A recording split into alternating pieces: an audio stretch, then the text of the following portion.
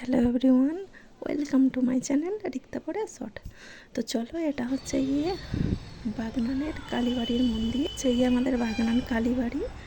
তো এখানে হচ্ছে গিয়ে কালী মায়ের মন্দির, এটা বিশাল বড় মন্দির। যে আমাদের সতী আছে না, দেবী সতীর যে 51 খণ্ড হয়েছিল, যে যখন সতী আমাদের দেহত্যাগ করেছিলেন, তো হচ্ছে গিয়ে সতীর দেহটাকে হচ্ছে গিয়ে 51 খণ্ড করেছিলেন যে শ্রী নারায়ণ, তার চক্র দিয়ে 51 খণ্ড করেছিলেন। তো তার শরীরে যে 51টা খণ্ড বিভিন্ন জায়গায় পড়েছিল, তো সেই একটা খণ্ড এখানে পড়েছিল, আর সেই একটা খণ্ড এখানে পড়েছিল। তারপর থেকেই এই মন্দিরটা হয়েছে। এটা হচ্ছে গিয়ে আমাদের কালী মায়ের মন্দির। দেখো কত জাগ্রত একটা কালী মা দেখতে পাচ্ছ এরকম। তো এই বড় জাগ্রত মন্দির হচ্ছে গিয়ে আমাদের সতী মায়ের যে 51 খণ্ড হয়েছিল, তার একটা খণ্ড এখানে করেছিল আমাদের বাগনানে। এটা হচ্ছে বাগনান কালীবাড়ির মন্দির। আমাদের দেবী সতীর, এটা সতীপীঠ বলা হয়। দেখতে পাচ্ছি মন্দিরটা কত সুন্দর।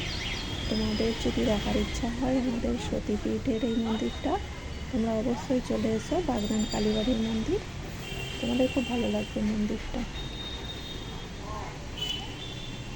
আর আমার সাথে থেকে ভিডিওটা দেখার জন্য তোমাদেরকে অনেক অনেক ধন্যবাদ। আমার সাথে থেকে ভিডিওটা দেখার জন্য। মন্দিরটা খুব জাগ্রত মন্দির, এখানে অনেক বিয়ে অনুষ্ঠান হয়, অনেক বিয়ে অনুষ্ঠান হয় প্রতিদিন। তোমাদের কারো ইচ্ছা হলে মন্দিরটা দেখতে ঘুরতে চলে আসতে পারো। তো এটা হচ্ছে 51 সতীপীঠ, 51 সতীপীঠের এটা হচ্ছে গিয়ে একটা খণ্ডপীঠের কালী মায়ের মন্দির। খুব জাগ্রত, খুব বড় জাগ্রত মন্দির। তো তোমরা অবশ্যই আসতে পারো এখানে মন্দিরে, চলে আসতে পারো মন্দিরটা দেখতে। আশা করি তোমাদের ভালো লাগবে মন্দিরটা। তোমাদেরকে অনেক ধন্যবাদ আমার সাথে থেকে ভিডিওটা দেখার জন্য। যারা যারা আমার নতুন বন্ধু আছে অবশ্যই কমেন্ট করে বলবে যে আমাদের এই মন্দিরটা কেমন লেগেছে তোমাদের। জাগ্রত কালী মায়ের মন্দির, মানে 51 সতীপীঠের এই 51 খণ্ডের মধ্যে একটা খণ্ড এখানে পড়েছিল, তার থেকেই আমাদের এই মন্দিরটা সৃষ্টি হয়েছে।